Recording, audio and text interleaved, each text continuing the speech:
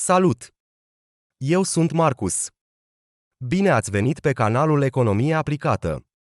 Astăzi vom rezolva o problemă din zona de maximizare a profitului. O firmă care activează pe o piață cu concurență perfectă urmărește să-și maximizeze profitul. Prețul de piață este de 100 de unități monetare. Firma are o funcție a costului total egală cu 5 ori cantitate la pătrat minus 100. Calculați cantitatea produsă de firmă pentru obținerea profitului maxim.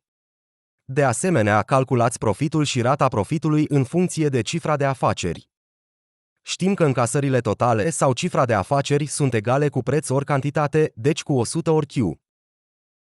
De asemenea, știm că profitul este egal cu încasările totale minus costul total, deci cu 100 Q minus 5 Q la pătrat plus 100.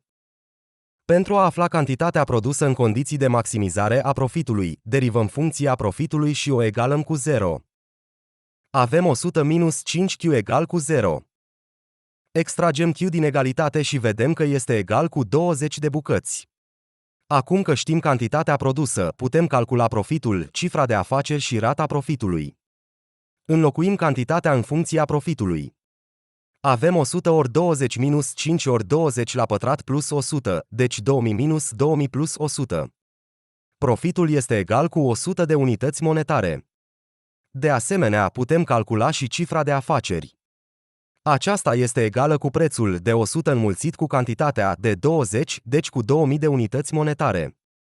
Cunoașterea profitului și a cifrei de afaceri ne permite să calculăm rata profitului. Împărțim profitul de 100 la cifra de afaceri de 2000, înmulțim cu 100 și obținem valoarea de 5%. Mulțumesc pentru atenție! Nu uita să dai like și să te abonezi la canalul nostru.